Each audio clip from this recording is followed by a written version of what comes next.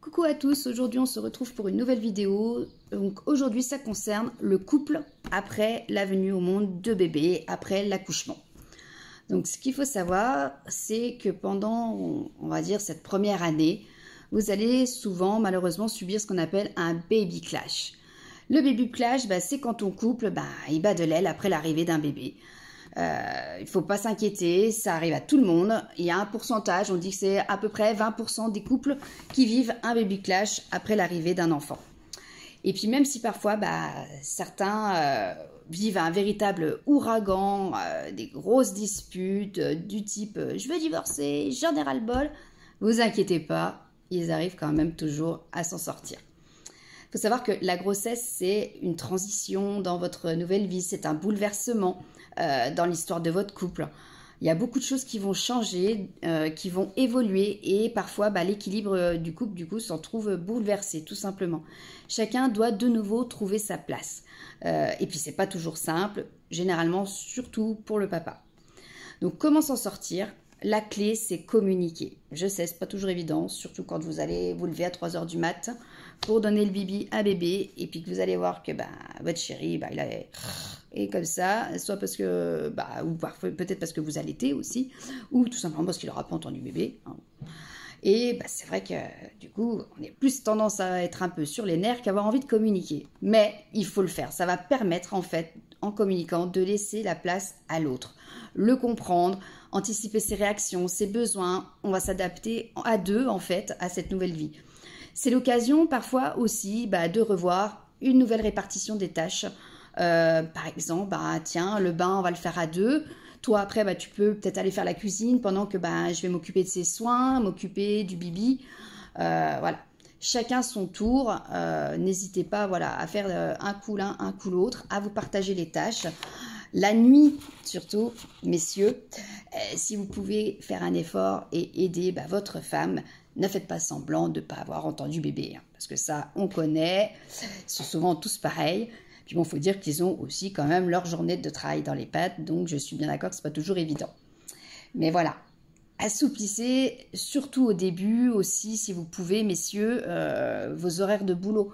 Ça aide vraiment moralement votre compagne, parce que quand effectivement elle aura passé la journée à s'occuper de bébé, qu'elle aura eu 2 minutes pour se coiffer, pour se doucher, pour aller faire pipi, je peux vous dire qu'effectivement, à la fin de la journée, elle est crevée. Donc voilà, le but, c'est vraiment que le papa prenne aussi le relais. C'est ce qu'on appelle la coparentalité, tout simplement. Et puis voilà, parler. Parler, c'est vraiment le vrai outil. Parler de vos doutes, de vos peurs, de vos envies. Prenez le temps, quand vous pouvez, de passer un petit peu de temps à deux. Quand bébé quand bébé dort, pardon. Faites-vous un petit apéro, ne serait-ce que ça. Pas forcément sortir, aller au resto, etc. Mais prenez le temps de vous faire des petits trucs à deux. Et aussi, prenez le temps chacun, quand vous pouvez, d'avoir du temps pour vous. C'est vrai que la première année, c'est la plus dure. Donc, faites-vous aussi accompagner, faites-vous aider par des amis, par de la famille, par des sages-femmes également. Elles sont là pour vous. Petit à petit, bébé, il va commencer à faire ses nuits. Du coup, vous serez aussi moins fatigué. Les gens autour de vous se sentiront peut-être aussi plus en confiance pour les garder. Même si c'est vrai qu'on a toujours du mal au début à faire garder ces petits bouts, mais il faut apprendre à le faire pour se libérer du temps pour soi. C'est important. Et puis c'est important aussi de laisser la place à l'autre également aussi pour bébé.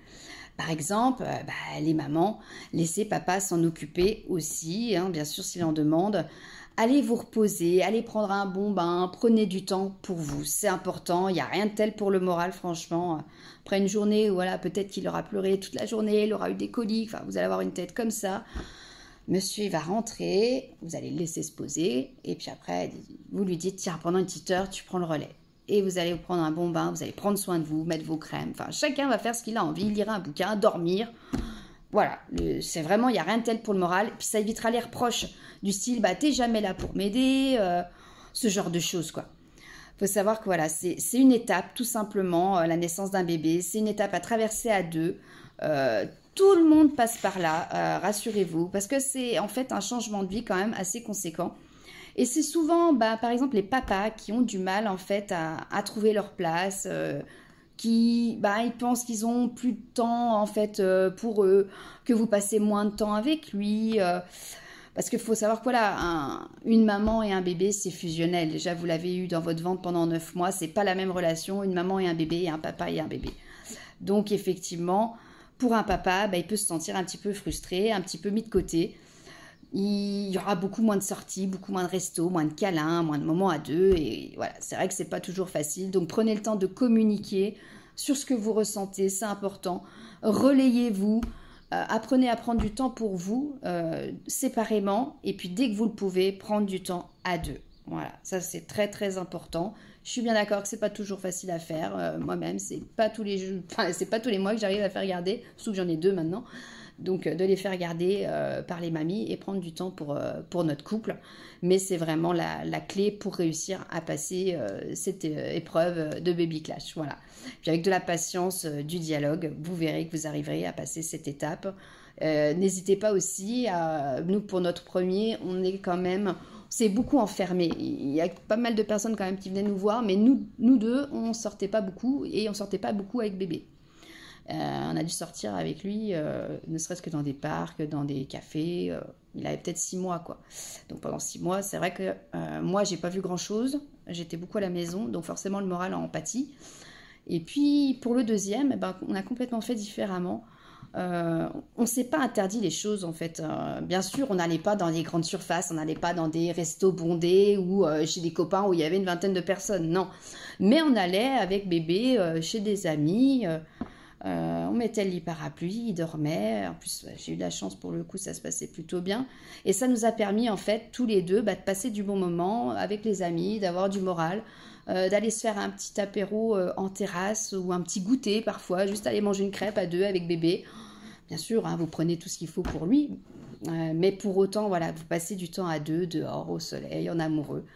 Même si c'est qu'1 heure, ça fait du bien et ça permet à votre couple de se consolider. Voilà, c'est important. Voilà, si vous avez des questions, n'hésitez pas. Et puis, je vous souhaite une bonne journée et courage.